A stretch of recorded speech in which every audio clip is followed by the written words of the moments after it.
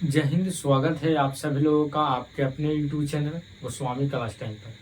दोस्तों उम्मीद करेंगे कि आप लोग बढ़िया होंगे, मस्त होंगे, स्वस्थ होंगे और अच्छे से पढ़ाई लिखाई जो दोस्तों कर रहे होंगे, क्योंकि आपका एग्ज़ाम जो दोस्तों बहुत ही नज़दीक आ चुका है।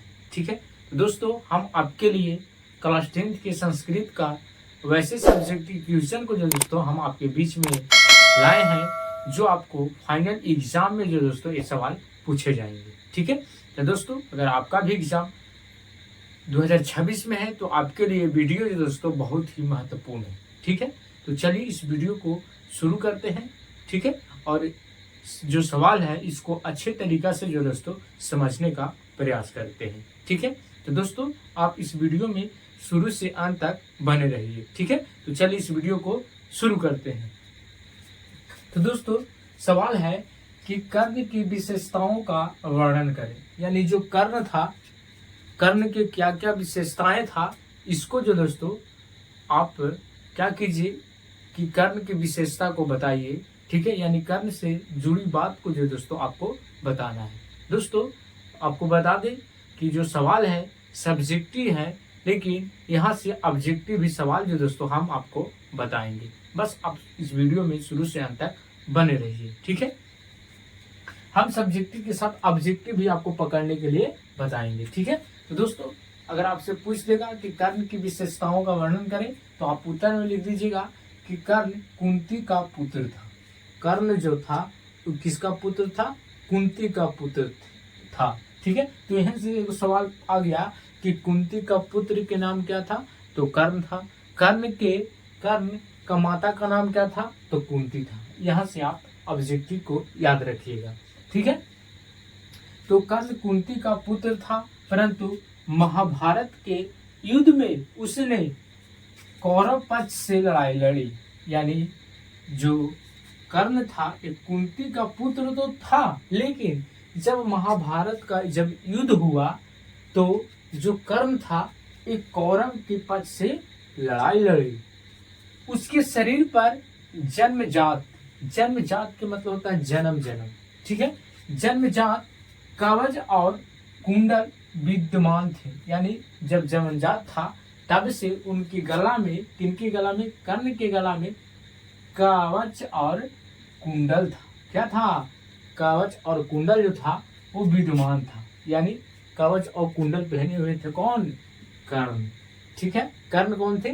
तो कुंती के पुत्र था। ठीक है, जब तक कवच और कुंडल शरीर से अलग नहीं हो जाते तब तक कर्ण की मृत्यु असंभव थी। तो दोस्तों क्या होता है, जब आप महाभारत देखिएगा, जो कुंती थी, कुंती के एक ऋषि ने मंत्र दिया था और उसी मंत्र को जो है दोस्तों कुंती ने साबित करने के लिए क्या सच्चाई है इस मंत्र में, ये सही है, तो क्या करती है कुंती कि सूर्य भगवान के सामने हाथ जोड़कर खड़ा हो जाती है और उस मंत्र को जब अपनाती है तो साक्षात जो सूर्य भगवान होते हैं वो कुंती के सामने आ जाते हैं।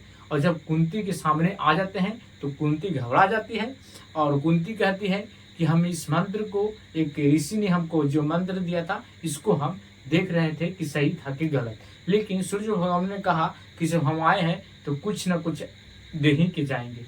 तो वही जो सूर्य भगवान थे वो कुंती के गोद में क्या था, कौन था? तो कर्ण को जन्म दिए। कर्ण, कुंती ने घबरा गई। क्यों घबरा गई? क्योंकि कुंती जो था वो लड़की थी, यानी शादीशुदा नहीं थी। जब पांडव से कुंती का शादी हुआ तब जाके ये सब चर्चा चलने लगा, लेकिन बात यहीं तक। आपको महाभारत देखिएगा तो आप अच्छे तरीका से इसको समझिएगा, लेकिन इसमें बात कह रहा है कर्ण के लेकर। तो कर्ण जो था वो कुंती का पुत्र तो था, लेकिन जो महाभारत जब युद्ध होने लगा तो कर्ण और गौरव के पक्ष में जब लड़ाई होने लगा तो जो कर्ण था उसके गला में जन्मजात जो था कवच और कुंडल था। कवच कुंडल था कि जब तक अगर कवच कुंडल अगर शरीर से बाहर न निकल जाए तब तक कर्ण का कोई मृत्यु यानी कोई मार नहीं सकता था। ठीक है, तो इसमें एक छल कपट करने वाले एक कृष्ण भगवान थे जो कर्ण के साथ छल कर उसके कवच और कुंडल को क्या किए? उतरवा दिए, जिसके कारण कर्ण की मृत्यु हो गई। ठीक है, तो आप अपने शब्दों में जो हम बात बताएं इसको आप लिख लीजिएगा, तो आपको जो दोस्तों एग्जामिनर एक भी नंबर नहीं काटेगा। ठीक है दोस्तों, तो चलिए फिर से एक बार और देख लेते हैं